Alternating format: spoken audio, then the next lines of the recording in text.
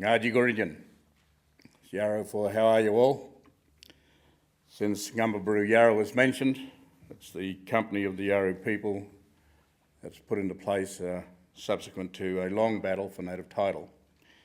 However, I want to acknowledge the traditional owners of these lands and pay my respects to their elders, past and present.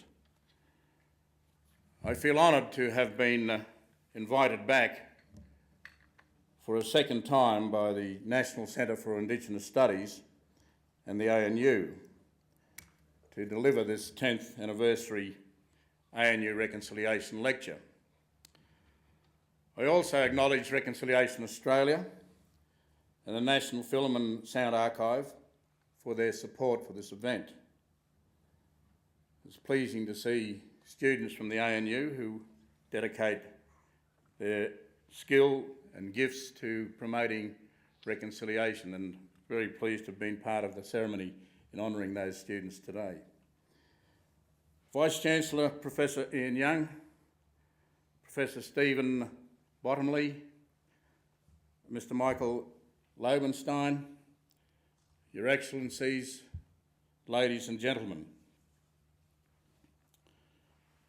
The road to reconciliation in Australia has been a long, slow and incremental one. It is often bumpy and difficult to navigate. Sometimes we lose our way or get off track and encounter things that challenge our commitment. At one point, I think I described it like being bogged in a sandy spot and having to engage four-wheel drive to get out of it. As most of you are aware, we began the official journey, the formal decade of reconciliation, in 1991, when the Keating government legislated to create the Council for Aboriginal Reconciliation. Our challenge was to ensure the recognition of Indigenous rights, while also encouraging a commitment to overcoming chronic disadvantage through improving health, education and economic conditions for Indigenous peoples. This was to be done in collaboration with the then peak organisation representative body, the Aboriginal and Torres Strait Islander Commission, ATSIC as it was known. The Council was in part established as a means to find agreement on the merits of a document or documents of reconciliation, an objective that grew out of our inability to resolve the issue of treaty. At that time, there was no culture of agreement making with Aboriginal peoples. Relations between Aboriginal people and the government were at an all-time low, following the failure of national land rights and then treaty to come to no fruition. Public opposition to the idea of treaty had been quite vehement at the time. This was more than mere ambivalence, but something deeper, something akin to a pathological indisposition, an inability to want to acknowledge the sovereign rights of Indigenous people. Not so surprisingly, some Indigenous peoples regarded reconciliation with a high degree of scepticism, if not downright suspicion. On the other side, we had Australians who had never met an Indigenous person and simply were not interested in doing so. They were quite content to remain ensconced in the relative comfort of suburbia and oblivious to both our presence and our plight. But there are many other Australians, and many more of them, I might say, both Aboriginal and non-Aboriginal people, who were prepared to open their hearts and their minds and engage in the process. It was those people who walked across the Sydney Harbour Bridge in their tens of thousands 9 years later in support of reconciliation. From the very beginning, the Council of Aboriginal Reconciliation recognised that it could not achieve reconciliation alone. The momentum and support for reconciliation had to be built. Mutual respect, tolerance and understanding had to be generated. Cross-cultural awareness had to be raised. Entrenched attitudes on both sides had to be shifted, and bridges across the divide somehow had to be built. Not everyone embarked upon that journey willingly. Many Australians were involved in the work of the Council, and they are far too many for me to name. Many of those probably remain unrecognised for their contribution in their localities and their tiny little towns. But I want to acknowledge and pay respect to the work of Dr. Evelyn Scott as chair during the final term, or the latter term, of the Council. Evelyn took on the role at a time when the political winds were blowing against the hope of any meaningful reconciliation. Over the 10 years of the Council members worked hard to create partnerships and lay foundations for change.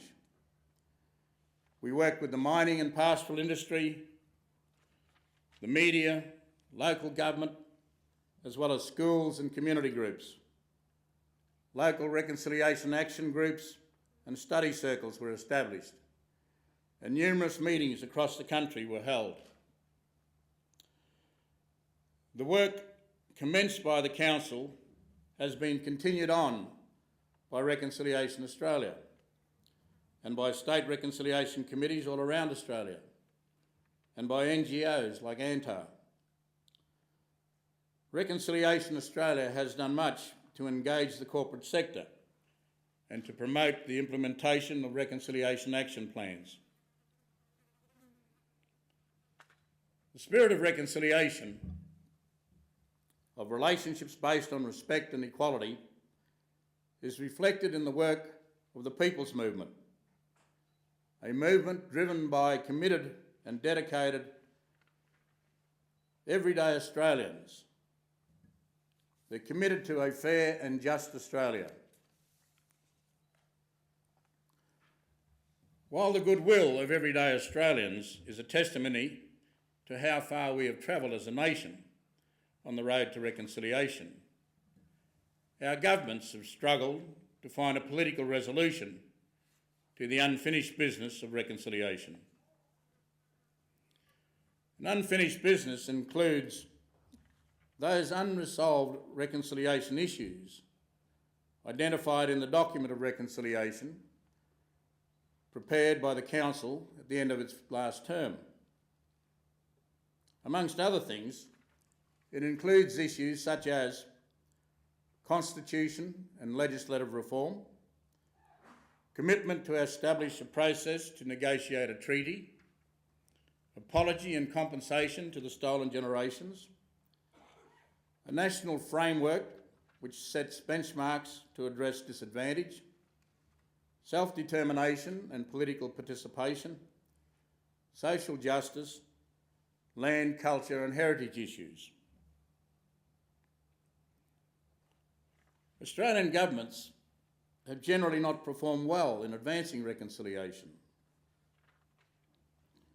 While there has been and was general bipartisan support for the Council of Reconciliation's agenda in its first term, there was a discernible shift in rhetoric and policy following the election of the Howard Coalition government in 1996.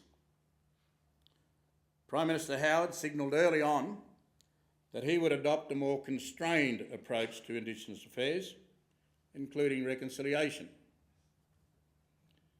This was illustrated by the Coalition Government's approach to the Wick Judgment in 1996, the Bringing Them Home report, and its rejection of the social justice package proposed by the previous Labor government in response to the Mabo No. 2 case. The Howard Coalition Government subsequently ignored the Council's recommendations for a legislative framework to address the unfinished business of reconciliation, choosing instead to focus on addressing Aboriginal disadvantage through practical service delivery measures in areas like Aboriginal health, housing, education and employment. This was probably about feeling good more than it was about real political reconciliation. Addressing disadvantage still remains one of the major ongoing challenges of reconciliation and Indigenous Affairs policy more specifically. Indigenous disadvantage is complex, in the main because it is multifaceted, historical and intergenerational in nature.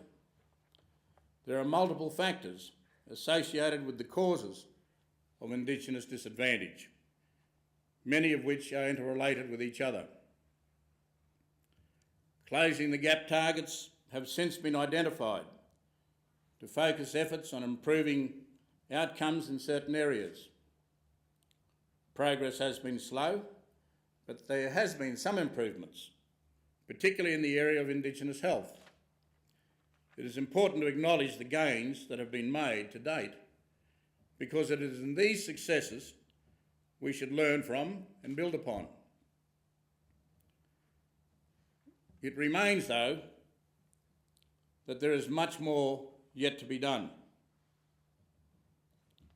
Certainly, we must all ask ourselves whether what we are doing is effective, and when we have a system that has seen youth suicides increase and incarceration rates of Indigenous peoples double over the last 20 years. 2 decades ago, Indigenous suicides occurred at the same rate for all Australians. But today, the incidence of suicide and self-harm amongst young Indigenous people, particularly girls, has reached tragic proportions in some areas. Indigenous people now comprise approximately 26% of the national prisoner population. Given that we make up only 2.5% of the national population, that arguably makes Indigenous people one of the most jailed groups of peoples in the world. Some have actually likened this to a mass incarceration of a people. Over the past decade, we saw the dismantling of ATSIC, the mainstreaming of Indigenous Affairs, and the staging of the Northern Territory intervention. All have been disempowering in their effect and assimilationist in their intent. Rather than partnership and dialogue, we have ended up with a coercive form of reconciliation, framed not by consultation and respect for the dignity of Aboriginal people, but by punitive paternalism.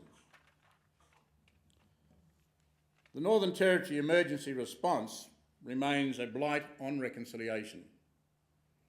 Initiated by a Liberal government and continued on by a Labor one, the intervention must and should be wound back in favour of an agreed approach that is based on free, prior and informed consent of the affected Aboriginal communities. If governments are serious, if they're seriously interested in dealing with the crisis that allegedly exists in Aboriginal communities, then surely the better method should be to support and partnership with Aboriginal communities in the Northern Territory to find meaningful, long-term solutions to the problems they face. We urgently need a new approach that can accommodate the idea of free, prior and informed consent. But in the absence of a genuine dialogue around such matters, we tend to get iterations of the same policy, more assimilation, masquerading under different slogans like stronger futures, closing the gap. Under the prevailing assimilationist framework, social, cultural and economic benchmarks that are determined by Aboriginal peoples themselves are rarely, if ever, contemplated by government. In the process, Indigenous concepts of well-being, which includes the health of our Aboriginal languages, cultures, knowledge systems and spirituality, tend to get overlooked. Such an approach not only fails to recognise and build on the strengths and resilience of Aboriginal people, but it completely ignores how Indigenous knowledge systems can enable us to navigate our own path through modernity. There is little doubt that welfare dependency is a problem, particularly in communities where there are limited employment opportunities. But any debate on welfare reform, job creation and commercial development concerning Indigenous peoples must be situated within a framework of self-determination that engages local Indigenous peoples in finding sustainable solutions to these issues. The new architects of Indigenous policy must provide space for Indigenous people to set their own agenda for development. Unless we forget, economic independence has always been a central component of the Indigenous struggle for land rights and decolonisation. This is why the capacity for Indigenous people to negotiate with governments and resource developers over the use of their lands has been so critical to self-determination. Unfortunately, we have seen the systemic dismantling of self-determination as a framework of policy over the past years. As Sol Belair noted just recently, self-determination appears to have become a dirty word in this country. It seems we have a right to take individual responsibility, but not a collective right to self-determination. Yet research tells us that self-determination is a key factor in ameliorating poverty and in building long-term prosperity and well-being. The Harvard Project on American Indian economic development, for example, has shown that the Native American communities most successful in addressing poverty over the long term are those that have focused on nation building, that involves building good governance and finding the right cultural match in the design of their institutions. At the core of this is self-determination. While we can and should demand that our governments do better than they have in the past, as Indigenous peoples, we must also look to what we ourselves can do to make the future a better place. Those communities that have made the most progress are those with the strong leadership at a local level. Increasingly, women have been at the forefront of leadership in the community, and they should be applauded and supported in the work that they do. But there's also a need for our younger people to become more involved in driving change.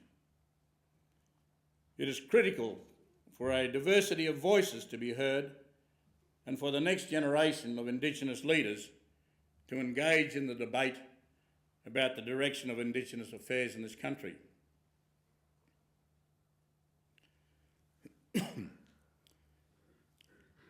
Reconciliation cannot be taken for granted. It is not a feel-good word that can be bandied about lightly or be co-opted to obscure the need for restorative justice.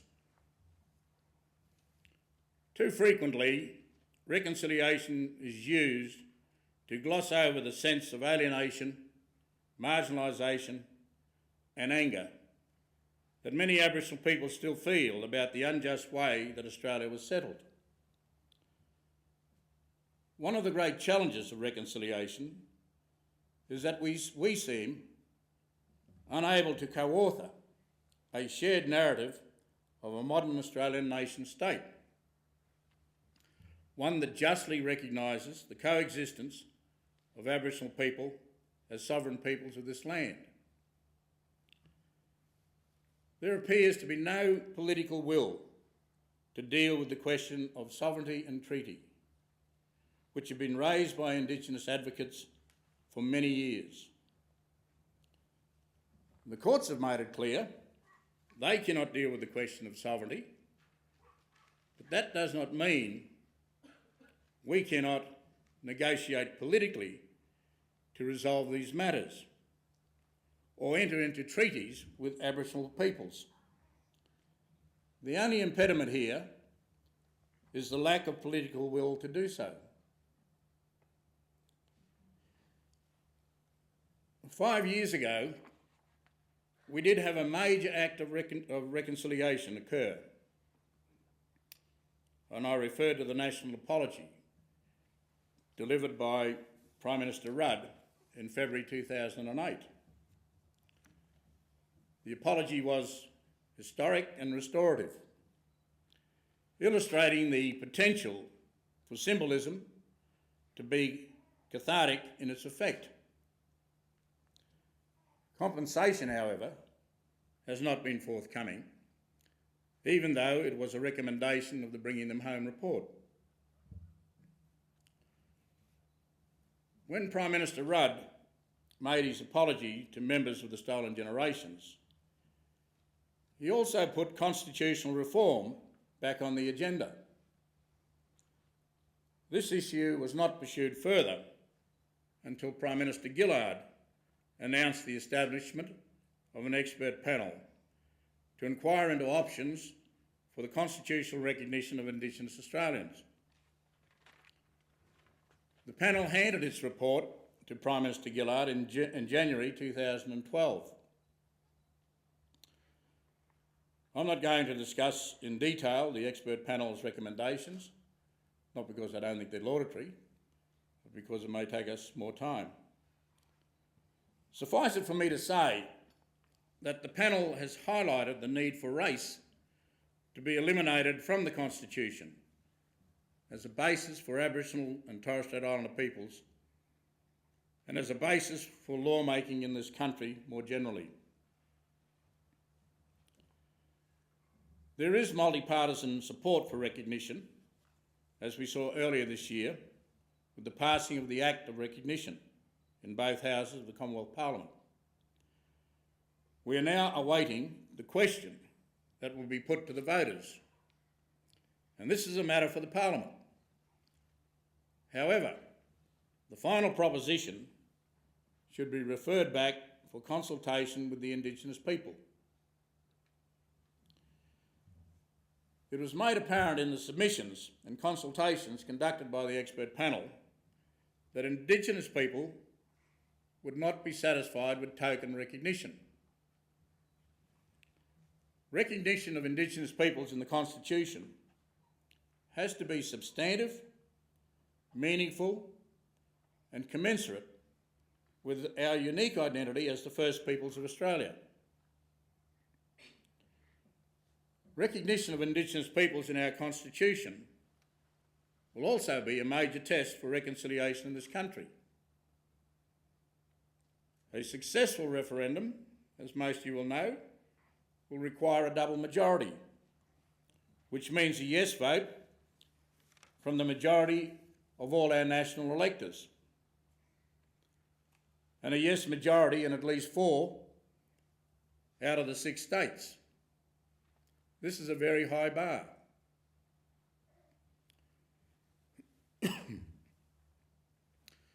The multitude of the challenge, the multitude of the challenge is apparent.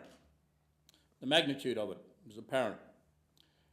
However, we cannot dismiss the prospect of reconciliation by accepting less of a proposition. That is, if the proposition isn't substantive enough, we should not support it. For constitutional recognition to be an act of true reconciliation, it will require the best in all of us, not the least. And let me also acknowledge the fine work being done by young people, young Australians, who are currently involved in the Recognise campaign, travelling the lengths and breadths to help encourage the majority of our national electors to be informed about the recommendations and to understand the process of the referendum and the absolute significance of its success.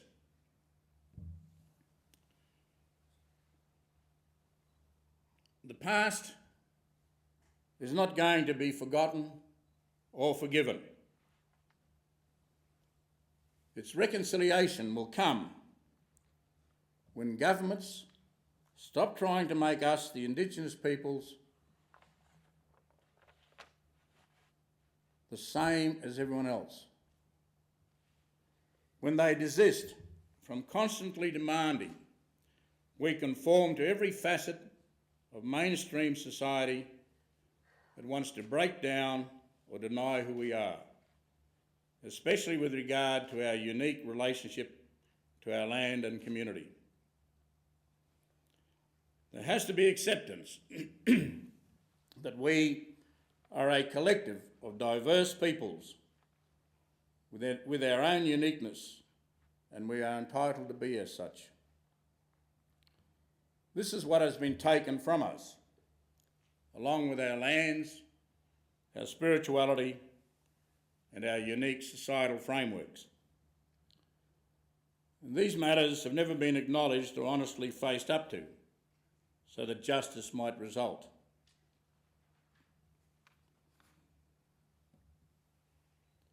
Whatever differences we have between us as societies, we need today to find the collective courage to negotiate our way through them to mutually agreed outcomes.